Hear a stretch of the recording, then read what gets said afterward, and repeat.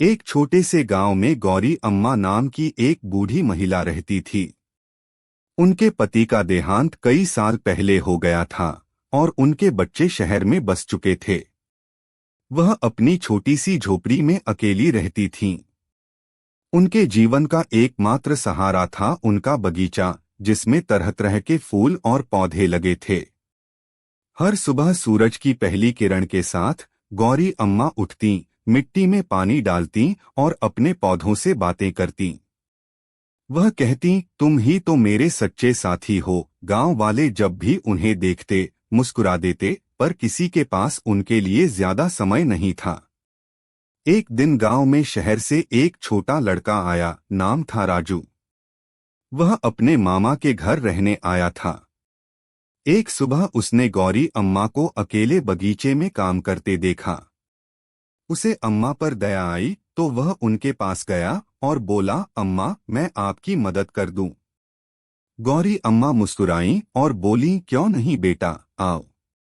धीरे धीरे राजू रोज उनके पास आने लगा। वह कुएं से पानी लाता, लकड़ियां इकट्ठी करता और बगीचे में पौधे लगाता।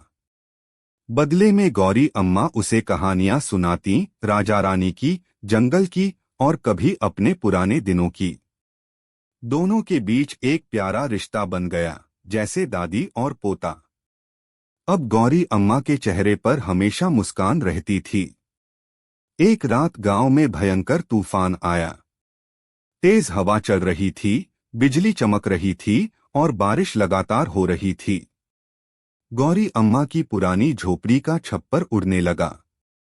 जब राजू ने यह देखा तो वह बिना सोचे दौड़ पड़ा। उसने अम्मा का हाथ पकड़ा और उन्हें अपने मामा के घर ले आया। सुबह जब तूफान थमा तो अम्मा की झोपड़ी आधी टूट चुकी थी, लेकिन गौरी अम्मा सुरक्षित थीं। उन्होंने राजू को गले लगाया और बोली, बेटा, भगवान ने मुझे अकेला नहीं छोड़ा, उसने मुझे तुम्हारे रूप में भेजा। राजू के मामा और गांव के लोग यह सब देखकर बहुत भावुक हुए। उन्होंने तय किया कि अब हर शाम कोई न कोई गौरी अम्मा के पास जाएगा, उनसे बातें करेगा, उनकी मदद करेगा। धीरे धीरे गौरी अम्मा का घर फिर से हंसी, प्यार और बच्चों की आवाजों से भर गया। गौरी अम्मा मुस्कुराकर बोली, जिंदगी फूलों जैसी होती है बेटा, बस थोड़ा प्यार और थोड़ा पानी चाहिए ताकि वो हमेशा खिलती रहे। यह कहानी हमें सिखाती है कि प्यार और अपनापन किसी की जिंदगी में नई रोशनी ला सकता है।